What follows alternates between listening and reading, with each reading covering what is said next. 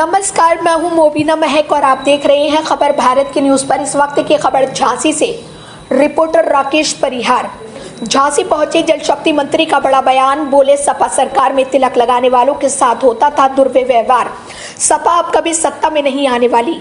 उत्तर प्रदेश के जल शक्ति मंत्री स्वतंत्र देव सिंह आज झांसी पहुंचे, जहां उन्होंने विकास भवन में अधिकारियों और कर्मचारियों के साथ बैठक की। इस दौरान उन्होंने सरकार की उपलब्धियों को गिनाया।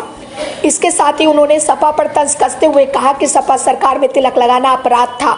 तिलक लगाकर अगर आप किसी कार्यालय जाते थे तो आपका काम तक नहीं होता था, और आज हर काम बिना किसी भय के हो रहे हैं। लोग अपने आप को भाजपा सरकार में सुरक्षित महसूस कर रहे हैं। वहीं उन्होंने कहा कि सपा के लोग सपना देखना छोड़ दें। उत्तर प्रदेश में सपा सरकार में कभी नहीं आने वाली। रिपोर्टर राकेश सिंह परिहार।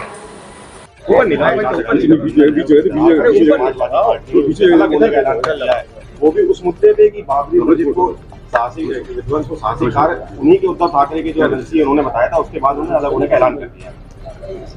सपा को आपने देखा है, 17 के पहले सपा को आपने देखा है। इस राज्य के अंदर सपा शासन में कोई टीका लगाकर ऑफिस जाता था तो कोई काम नहीं होता था।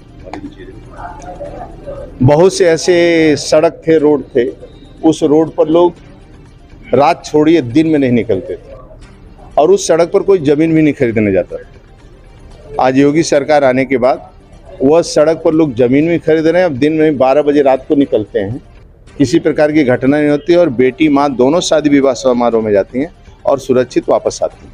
ये सरकार का दिन है। सपा जब जब राज्य में रही है गुंडागर्दी और भ्रष्टाचार, इसलिए सपा को ज़्यादा नोटिस लेने की जरूरत है। इसलिए वह सपा अब आने वाली नहीं है, चाहे 24 का 27 का चुनाव हो, उसको आना नहीं है। इसलिए आज भी महाराष्ट्र में विकास के नाम पर वोट दिए हैं, नेतृत्व के नाम पर वोट दिए हैं, और जो काम के आधार पर हम लोग काम करते हैं उसके आधार पर सुशासन कानून का राज है, इस पर वोट देते हैं। गरीबों की कल्याण की योजनाएं हैं। आप मेरे को बताइए, पूज्य बाबा भीमराव अंबेडकर का सपना, उनका साकार कौन कर रहा है? मोदी जी कर रहे हैं। यानी उनका सपना था कि दलित, शोषित, वंचित अपने पैरों पर खड़ा हो। आज बनटांगिया, मुसहर, थारू को पक्का मकान देने का काम कर रहे हैं। घर घर नल कनेक्शन दिया जा रहा है, पानी की व्यवस्था हो रही है, और भूख से ना कोई मरे और भूख से कोई सोए भी ना। भूख के कारण आज अन्न दिया जा रहा है। तो आज आप बुंदेलखंड में, बुंदेलखंड देखे ना पानी मिलता था, यहीं बुंदेलखंड में बांदा में महिलाएं दम तोड़ देती थी भूख के अभाव में। आज पानी भी पहुंच रहा है, जहाँ नहीं पहुंचा है बाद में पहुंच जाएगा, लेकिन सभी घरों में पानी और अन्न भी पहुंचाने का काम यही सरकार कर रही है। सरकार नौकरी नहीं दे पा रही है, कभी बोर्ड में मामला अटक जाता है। आप बताइए 6 लाख नियुक्तियां हुई। हमें ई रिक्शा चालक एक मिला लखनऊ स्टेशन पर, दौड़ते हुए आया, बोला कि भाई साहब आप थोड़ा सा मोदी जी को, योगी जी को बधाई दे देना, मोदी जी को बधाई दे देना, मेरी बेटी सिपाही की नौकरी पा गई।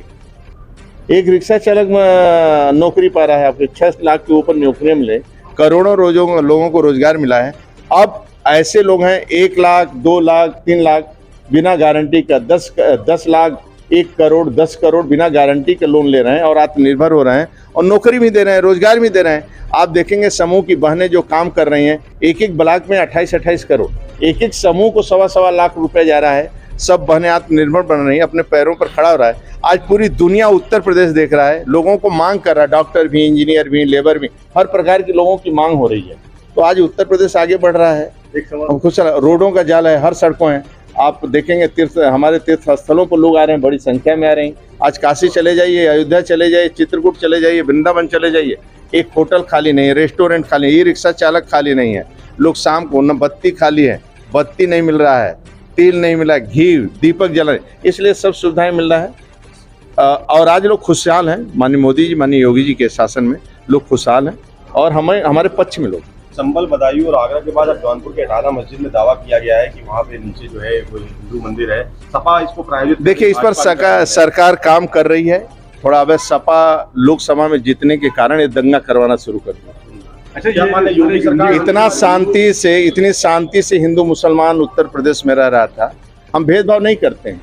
अब किसी मुस्लिम बस्ती में चले जाओ, 400 पक्का मकान होगा इनका वार्ड में। अब चले जाओ, प्रधानमंत्री आवास, मुख्यमंत्री आवास, 400 पक्के मकान उनके होंगे। आयुष्मान का कार्ड 5 लाख का होगा, और 5 लाख का आयुष्मान कार्ड 1 साल के लिए नहीं है, 25 लाख का चेक है भाई। इलाज करवाने के लिए। अब चले जाइए, वोट हमें मिले ना मिले, हर मोहल्ले में सभी का हम लोग सुविधा देते हैं, हम ना भेदभाव करते हैं ना कुछ करते हैं। उनके शासन में तो अत्याचार होता है। कहो कि सपा शासन में कोई मुसलमान यादव को भी पीट दे तो रिपोर्ट दर्ज नहीं होता है। सपा शासन में जब आता है तो वो डीआईजी को सिपाही समझते हैं, और जब बीजेपी की सरकार आती है तो सपा वाले सिपाही को डीआईजी समझते हैं। ये स्थिति उत्पन्न होती है। योगी सरकार हिंदू आवाज उठा पा रहा है, क्या मानना है? इस तरीके की याचिकाएं दाखिल हो रही है सर्वे में, ये हमारी शांति है। हिंदू मुसलमान दोनों एक साथ रह रहे हैं और मिलकर काम कर रहे हैं, और कुल मिलाकर माननीय योगी जी जो नारा दिया है, बटेंगे तो कटेंगे, मिलकर रहेंगे तो नेक रहेंगे और सेफ रहेंगे। आज उसी का देन है। सब लोग देख रहे हैं, हर जगह दूसरे देशों की स्थिति देखिए, इसलिए यहाँ पर शांति है। यात्रा को धर्मेंद्र यादव ने प्रायोजित बताया है। वह क्या बोलते हैं, क्या उनके बारे में सोचना। मैं गरीबों की सेवा करने के लिए सरकार बना। भारतीय जनता पार्टी राजनीति व्यापार नहीं है, मिशन है। एक पंक्ति के अंतिम व्यक्ति को मान मिले, सम्मान मिले, भरपेट भोजन मिले, रहने को छत मिले, खेत तक पानी पहुंचे, गले तक पानी पहुंचे, इसलिए हम लोग काम करते हैं। हम आते हैं तो सड़कों का जाल फैलाते हैं, गरीबों का सम्मान करते हैं, उनको पक्का मकान देते हैं, वो आत्मनिर्भर